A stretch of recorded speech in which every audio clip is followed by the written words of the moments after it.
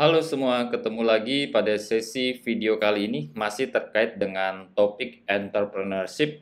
Kita akan bicara mengenai suatu topik yang cukup penting dan biasanya selalu disampaikan di awal sesi kuliah entrepreneurship, yaitu etika bisnis. Etika bisnis adalah nilai-nilai moral dasar dan standar perilaku yang membentuk dasar bagi suatu organisasi saat mereka membuat keputusan dan berinteraksi dengan pemangku kepentingan. Etika bisnis adalah masalah yang sensitif dan sangat kompleks, tapi ini bukan masalah baru sebenarnya ya. Pada 560 sebelum Masehi, seorang filsuf Yunani, Silon, mengklaim bahwa seorang pedagang lebih baik mengambil kerugian daripada menghasilkan keuntungan yang tidak jujur. Mempertahankan perspektif etis sangat penting untuk menciptakan dan melindungi reputasi perusahaan. Namun, ini bukanlah suatu tugas yang mudah. Dilema etis mengintai dalam keputusan, bahkan keputusan yang paling biasa sekalipun yang dibuat oleh pengusaha setiap harinya. Mengalah pada godaan yang tidak etis pada akhirnya dapat menghancurkan reputasi perusahaan yang merupakan salah satu aset utama perusahaan yang paling berharga dan paling rapuh. Membangun reputasi untuk perilaku etis biasanya membutuhkan waktu lama. Sayangnya, menghancurkan reputasi itu praktis tidak membutuhkan waktu sama sekali dan efeknya bertahan selama beberapa waktu.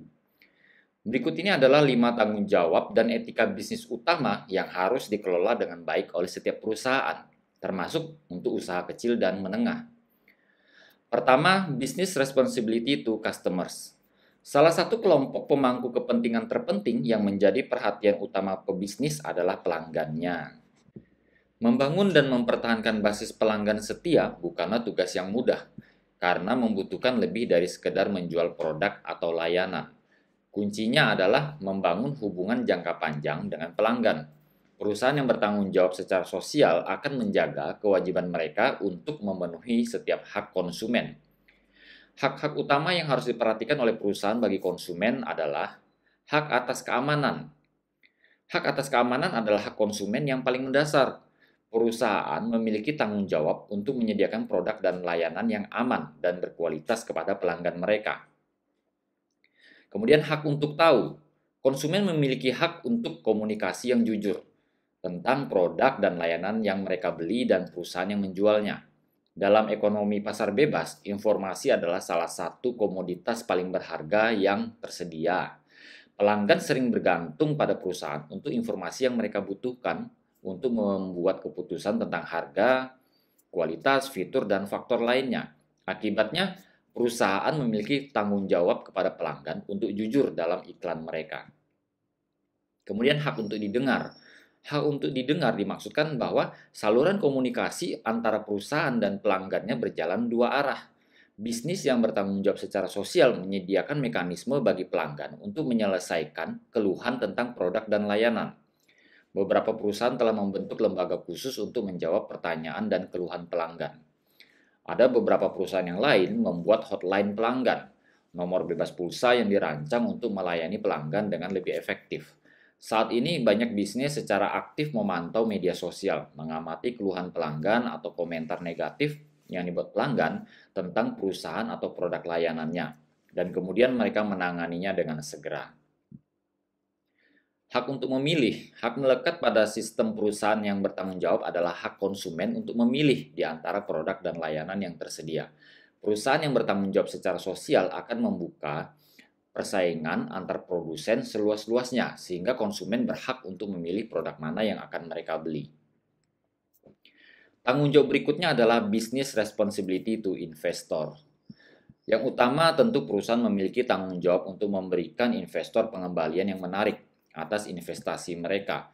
Meskipun menghasilkan keuntungan bagi investor adalah merupakan tanggung jawab utama perusahaan, namun itu bukan satu-satunya tanggung jawab. Memenuhi tujuan tanggung jawab etis dan sosialnya juga merupakan kunci keberhasilan. Investor saat ini ingin tahu bahwa perusahaan membuat keputusan etis dan bertindak dengan cara yang bertanggung jawab secara sosial. Banyak investor yang berinvestasi dalam suatu usaha adalah komunitas kecil yang biasanya peduli dengan isu-isu dan masalah sosial di masyarakat. Reputasi dapat berarti segalanya bagi seorang wirausahawan karena sebagian besar investor berinvestasi lebih banyak berdasarkan rekam jejak wirausahawan daripada ide wirausahawan. Perusahaan juga memiliki tanggung jawab untuk melaporkan kinerja keuangan mereka secara akurat dan tepat waktu kepada investor mereka. Bisnis yang salah menyusun atau memalsukan catatan keuangan dan operasi mereka tentu akan mendapatkan dampak yang kurang baik karena telah melanggar ketentuan kerjasama dengan investor mereka. Mempertahankan standar etika dan tanggung jawab sosial yang tinggi di perusahaan biasanya akan diterjemahkan ke dalam budaya dan model bisnis yang akan berorientasi pada investasi jangka panjang untuk masa depan dan dalam operasi bisnis yang lebih menguntungkan. Tanggung jawab perusahaan berikutnya adalah business responsibility to the community. Sebagai bagian dari masyarakat, organisasi bisnis memiliki tanggung jawab terhadap warga dan komunitas tempat mereka beroperasi. Selain menyediakan lapangan kerja dan menciptakan kekayaan, perusahaan berkontribusi kepada masyarakat lokal dengan berbagai cara. Bisnis yang bertanggung jawab secara sosial menyadari tugas mereka untuk mengembalikan ke masyarakat sebagian dari apa yang mereka ambil saat mereka menghasilkan keuntungan. Tujuan mereka adalah menjadi bagian yang berperan ikut membangun masyarakat yang lebih makmur dan dapat diterima dengan baik di lingkungan di mana perusahaan berada. Konsumen mengharapkan perusahaan untuk bertanggung jawab secara sosial dan menjadi bagian dari warga masyarakat yang baik. Sebuah survei yang pernah dilakukan menemukan bahwa 91% konsumen mengharapkan perusahaan untuk beroperasi dan berperan aktif ikut serta dalam menyelesaikan masalah sosial dan lingkungan. Kemudian 84% konsumen memiliki kecenderungan mencari produk dari perusahaan yang bertanggung jawab secara sosial bila memungkinkan.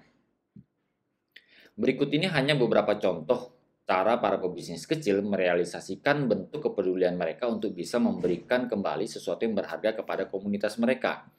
Ada perusahaan ikut terlibat sebagai sukarelawan untuk kelompok komunitas seperti lembaga sosial kemasyarakat, contohnya kalau di Indonesia adalah Palang Merah misalnya. Atau perusahaan berpartisipasi dalam proyek-proyek yang membantu orang tua atau masyarakat kurang beruntung secara ekonomi.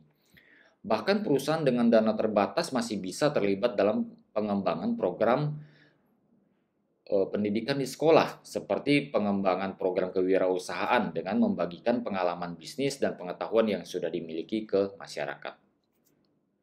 Selain berbuat baik dengan pelayanan kepada komunitas dan warga sekitar, perusahaan telah mampu meningkatkan reputasi mereka, memperdalam loyalitas karyawan, memperkuat hubungan dengan mitra bisnis, dan akhirnya tentu adalah menjual lebih banyak produk atau layanan di pasar. Tanggung jawab berikutnya, business responsibility to employees. Tanggung jawab ini adalah tanggung jawab perusahaan pada karyawan. Banyak perusahaan menyadari bahwa karyawan merupakan aset utama yang berperan sangat penting bagi perusahaan.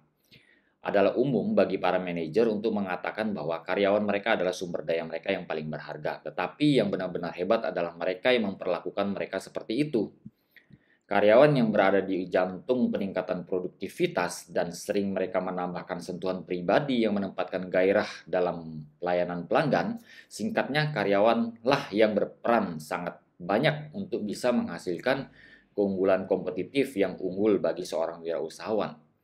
Pengusaha yang memahami nilai karyawan mereka mengikuti beberapa prosedur sederhana dengan melakukan hal-hal berikut ini. Pertama, mendengarkan karyawan dan menghormati pendapat mereka. Kemudian meminta masukan mereka dan melibatkan mereka dalam proses pengambilan keputusan. Pengusaha juga memberikan umpan balik secara teratur, positif maupun negatif kepada karyawan. Kemudian memberitahu mereka yang sebenarnya, jujur di sini maksudnya ya, dan selalu, ya tidak hanya kadang-kadang. Kemudian pengusaha juga memberitahu karyawan apa yang diharapkan dari mereka, serta menghargai karyawan karena melakukan pekerjaan mereka dengan baik. Dan kemudian mempercayai mereka, menciptakan lingkungan yang saling menghormati dan kerja tim yang baik. Saat satu keluarga besar di dalam perusahaan bisa meleburkan berbagai perbedaan karakter dan kompetensi dengan harmonis dalam operasional bisnis, maka produk yang berkualitas akan dihasilkan untuk memuaskan pelanggan. Tanggung jawab selanjutnya adalah business responsibility to environment. Karena keyakinan masyarakat yang semakin kuat dalam perlindungan lingkungan, banyak pengusaha berusaha untuk memulai usaha yang memiliki dampak positif terhadap lingkungan atau mengambil langkah-langkah untuk menjalankan bisnis mereka dengan cara yang membantu melindungi lingkungan. Juga didorong oleh minat pelanggan mereka dalam melindungi lingkungan, usaha kecil menjadi lebih sensitif terhadap dampak produk, proses, dan kemasan mereka di bumi ini. Environmentalisme telah menjadi dan akan terus menjadi salah satu masalah dominan bagi perusahaan di seluruh dunia, karena saat ini konsumen telah menambahkan kriteria lain ke dalam produk yang akan mereka beli, yaitu keramahan dan keamanan lingkungan. Perusahaan telah menemukan bahwa praktik lingkungan yang baik menghasilkan bisnis yang baik. Selain menurunkan biaya operasinya, produk yang aman bagi lingkungan menarik pelanggan yang sadar lingkungan dan dapat memberikan keunggulan kompetitif bagi perusahaan di pasar. Pemilik bisnis yang bertanggung jawab secara sosial secara sederhana dalam operasional mereka akan berfokus pada 3 hal. Perusahaan mengurangi jumlah energi dan bahan yang digunakan, mulai dari proses hilir sampai di hulu supply chain mereka. Kemudian perusahaan akan menggunakan kembali apapun yang bisa digunakan ulang. Dan yang ketiga, melakukan daur ulang bahan yang mungkin sudah akan dibuang. Saat ini juga sudah semakin banyak perusahaan kecil, progresif mengambil kebijakan lingkungan mereka selangkah lebih maju, menciptakan sistem manufacture bersih yang dirancang ulang yang berfokus pada menghindari limbah dan polusi serta menggunakan sumber daya secara efisien. Tentu hal ini membutuhkan filosofi manufacture yang berbeda.